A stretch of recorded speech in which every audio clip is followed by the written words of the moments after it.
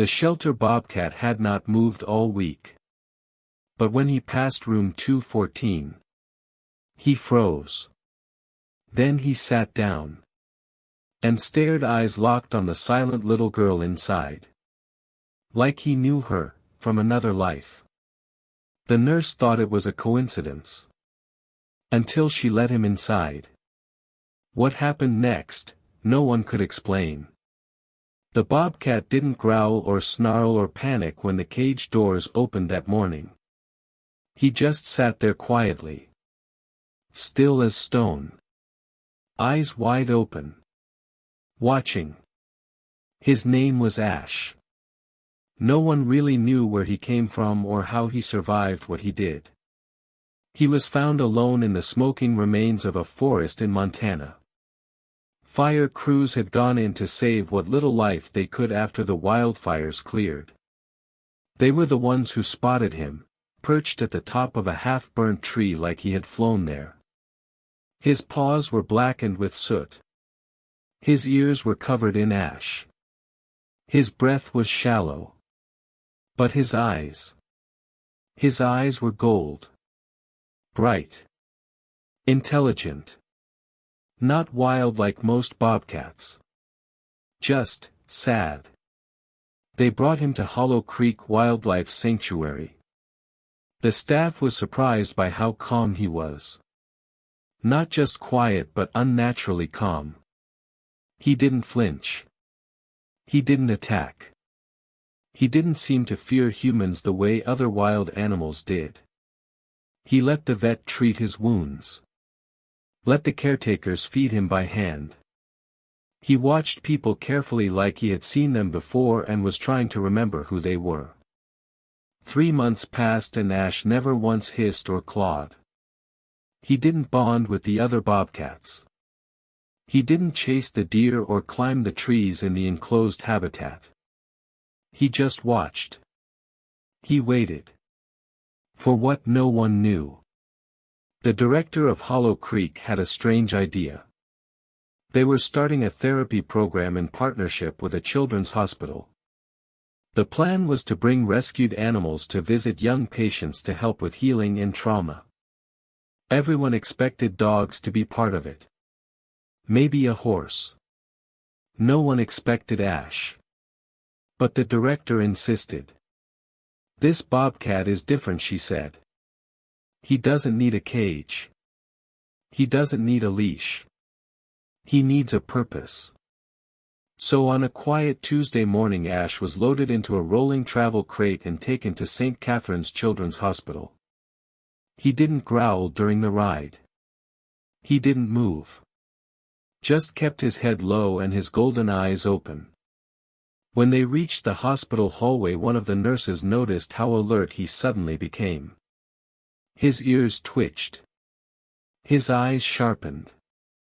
As they passed the doors lining the hallway he sat up taller. Then as they passed room 214 he stopped. The nurse pulling the crate felt the sudden tug. She looked down and saw Ash standing. Still inside the crate. Still silent.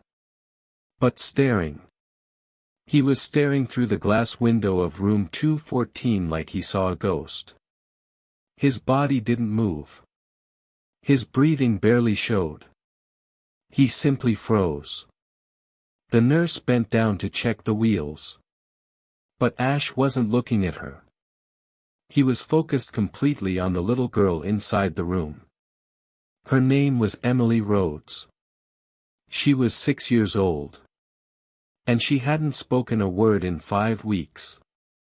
Emily had been in a car accident that took both of her parents. She had survived with a broken leg and a bruised heart. Since then she hadn't smiled. Hadn't looked anyone in the eyes. She sat each day wrapped in a faded blanket staring out the window.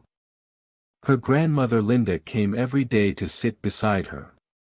She would read books. Sing lullabies. Tell stories. But Emily never answered. That day Emily was doing what she always did, sitting in silence. But this time something changed. She turned her head slowly. Her eyes met Ash's. The nurse leaned down to the crate and whispered to the animal. "Do you want to see her?" Ash didn't blink. He didn't move. But his body gave off a strange energy, like he was holding back a memory too large for his small frame. Another nurse approached. "Should we bring him in?" Linda looked up from the chair beside the bed and gave a tired smile. "We've tried everything else. Maybe it's worth a shot." They opened the crate. Ash stepped out with surprising grace. His burnt paws barely made a sound on the tile floor. He didn't sniff the air. Didn't explore. He walked straight toward the bed. Straight toward Emily. The girl didn't move. Not at first. She just stared. Ash reached the side of the bed and paused.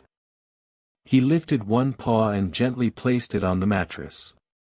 Then he leaned forward and rested his head near her lap. Everyone held their breath. Emily blinked. Then very slowly her hand moved from beneath the blanket. She reached out and placed it gently on Ash's head. Her fingers trembled. But they didn't stop. She touched his soft fur. Ran her fingers down his neck. A nurse gasped. Linda covered her mouth. Emily hadn't touched anyone other than her grandmother since the accident. Not even the doctors. Ash closed his eyes and let out a low sound. It wasn't a growl. It was soft. Warm. Like a hum. Like recognition. Linda whispered. "She's responding. Oh my God. She's responding." Ash didn't move. He just stayed there. As if he'd been waiting all this time to find her. Emily's eyes didn't leave him. For nearly an hour she pet him in silence. No words. No questions. Just gentle touch. When the nurse came to take Ash back to his crate, Emily's fingers tightened around his fur. No. It was barely a whisper. But it was a word. The first word she had spoken in 5 weeks. Linda burst into tears. The nurses froze. Ash lifted his head slightly but didn't leave. Emily looked at the nurse and repeated it. No. The nurse knelt beside her and asked gently. "Would you like him to stay a little longer?" Emily nodded. Just once. That night Ash was allowed to rest on a blanket beside her bed. The doctors made an exception. They had never seen such a reaction from her. Emily slept peacefully that night for the first time since the crash. No nightmares. No tossing or turning. Just silence. Soft breathing. And a golden-eyed bobcat watching her like a silent guardian. And far away in Hollow Creek no one knew that something extraordinary had just begun. The next morning, the nurses found something they hadn't expected. Emily was already awake. Not just sitting in bed like before. She was stroking Ash's fur gently, eyes wide open, face soft. Her leg was still in a cast, but she had pulled herself close enough to lie beside him. The bobcat hadn't moved all night. His body curled in the corner of her bed like he had never belonged anywhere else. His eyes opened when the nurses entered, but he didn't react. He just blinked slowly. Calm. Present. Like he understood this was exactly where he needed to be. Linda was still asleep in the recliner. A book had fallen from her lap. The sunlight was just starting to spill through the blinds. It touched the edge of Emily's hair. She looked like someone who hadn't slept in weeks, but finally had. One of the nurses stepped closer. "Good morning, Emily." The little girl didn't answer, but she didn't look away either. She kept her hand on Ash's head. The nurse tried again. "Would you like breakfast?" Emily nodded. It was small. Simple. But for the hospital staff, it felt like a miracle. By afternoon, Emily was sitting up on her own. When they brought in food for Ash, a bowl of water and pieces of cooked chicken, she asked softly if she could feed him herself. Her voice was quiet, almost unsure. But it was a voice. Ash sat politely, never pushing, never grabbing. He waited for her to offer each piece. She giggled once when he accidentally licked her fingers. Everyone in the room heard it. A real laugh. The kind a child makes when they're surprised and happy at the same time. Linda couldn't believe it. Every time she looked at Ash, she felt something strange in her chest. Not fear. Not confusion. Something familiar. Something she couldn't name. That evening, while Emily napped with Ash curled at her side, Linda stepped into the hallway with the nurse who had first brought Ash in. "He's not just any animal," Linda said softly. "There's something about him." The nurse nodded. "He's different. Everyone says that. He doesn't act wild." "He doesn't feel wild," Linda whispered. "He feels like someone we knew." She didn't say more. But that night, while Emily was sleeping, Linda opened her purse and pulled out an old photograph. It was faded at the edges. A little bent. But still clear. It showed a small girl, no more than 3 years old, hugging a bobcat kitten. Its paws were white. Its chest had a patch of light gray fur. Its ears were large, soft, rounded with black tips. The kitten had golden eyes. Just like Ash. His name had been Whiskers. He wasn't a pet, not exactly. Emily's parents had rescued him when he was barely 2 months old. He had been found under their porch during a thunderstorm, soaked and shaking. They had taken him in, fed him, and raised him for almost a year before releasing him back into the wild. The plan had always been to help him heal and grow strong again. But Whiskers had stayed near the house for a while. Sometimes, Linda remembered, he would sleep on the back porch or appear in the garden when Emily played outside. And then one day, during the Montana wildfires, he disappeared. That was almost a year ago. Linda stared at the photo. Ash was older now. Bigger. Scarred. But that chest patch. Those eyes. That calm. It all matched. Could it be? The next morning, Linda showed the photo to Emily. "Sweetheart," she said gently, "do you remember Whiskers?" Emily looked at the photo for a long time. Then at Ash. Then back again. She didn't say anything at first. But she reached down and touched the spot on Ash's chest where the light gray patch was. It was still there. Just slightly hidden beneath his thicker fur. Then she whispered, "He came back." Ash lifted his head at the sound of her voice. He didn't move toward her. He didn't need to. They already knew. Word began to spread through the hospital. Not loudly, not publicly. Just quiet conversations between staff. Whispers about a rescued bobcat who had never connected with anyone until he saw a little girl in room 214. Doctors reviewed his rescue records. The date of his arrival. The location. They matched the edges of the wildfire where Emily's family had lived. When one of the hospital volunteers tried to walk Ash to another room, to visit other children, he refused. Not aggressively. Just calmly. He turned and sat by Emily's door. Unmoving. He didn't want to see anyone else. Only her. The volunteer tried again the next day. Same result. Eventually, the program staff gave up trying. Ash would be assigned permanently to Emily until further notice. Over the next few days, things changed quickly. Emily started asking questions. About her grandmother. About the nurses. About where her parents were. Linda answered gently, always carefully.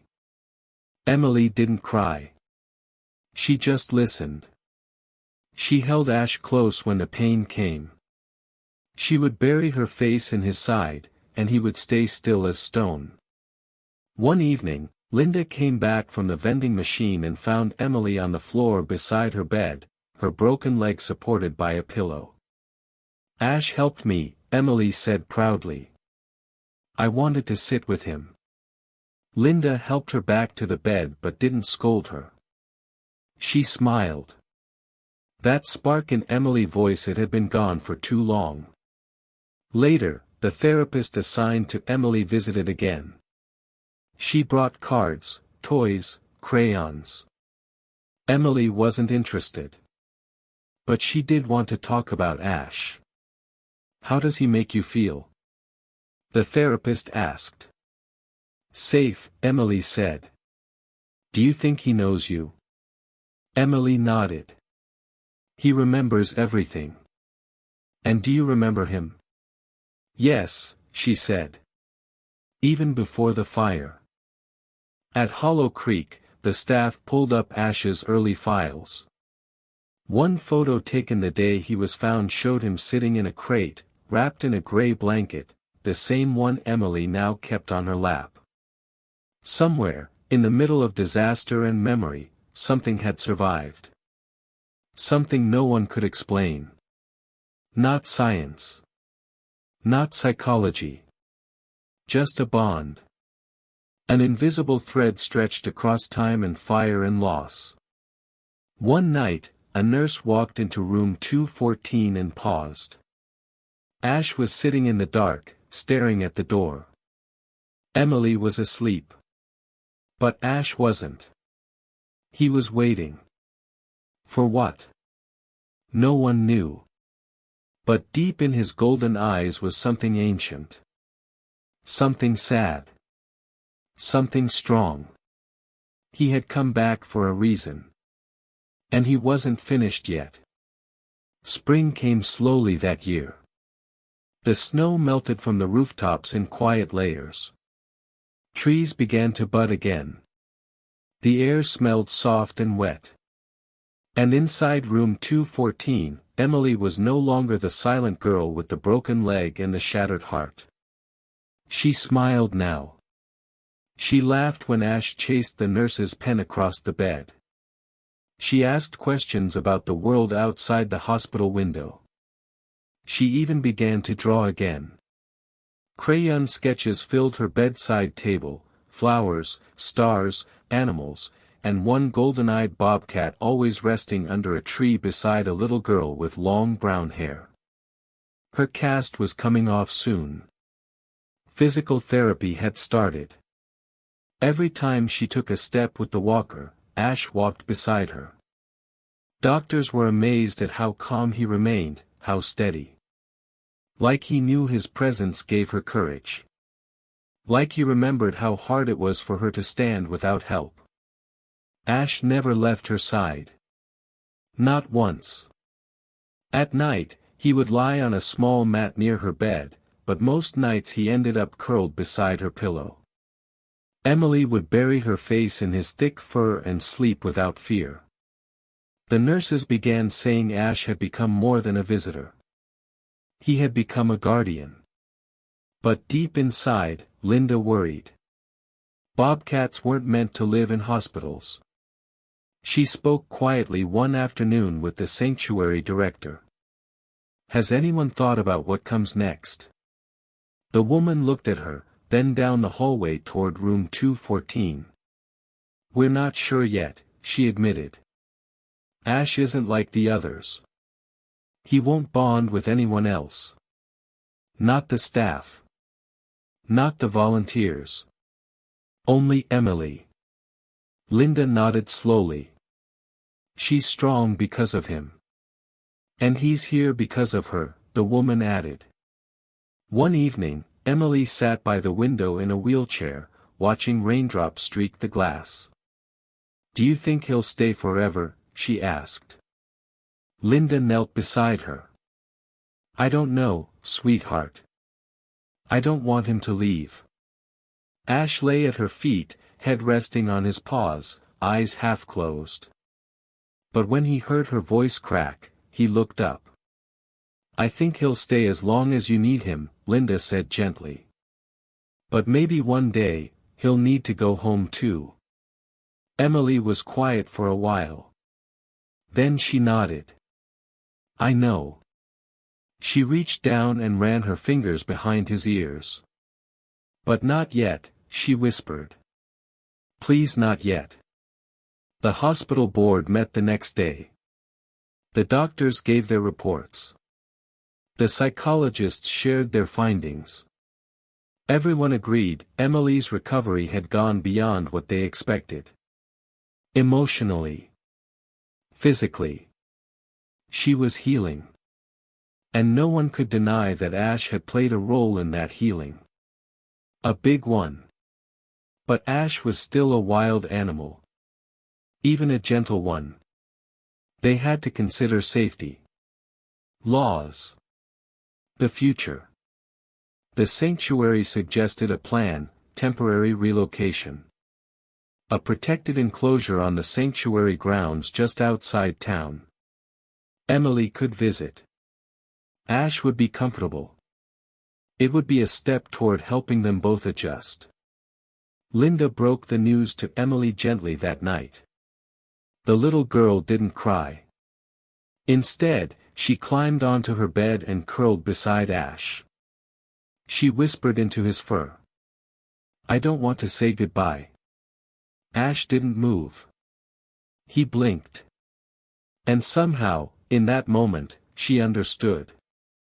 He didn't want to either. 2 days later, they brought a special transport crate to the hospital. Not metal. Not hard. A soft, open-frame crate with blankets that smelled like Emily's room. Ash didn't struggle. He walked in on his own, turned once, and laid down. Emily stood at the edge of the door. She didn't try to stop him. She didn't beg. Instead, she knelt beside the crate and placed her hand on his fur one last time. I'll come see you, she said. And I'll remember you forever. Ash lifted his head and pressed his nose to her palm. And then he was gone. Life changed slowly after that. Emily was released from the hospital 3 weeks later. She began school again, part-time. Kids whispered at first, curious about her limp, her silence, her story. But Emily was stronger now. She didn't hide. She talked openly. Especially about Ash. He's not just an animal, she'd say. He's my friend. True to her word, she visited the sanctuary every week. Ash always knew when she was coming.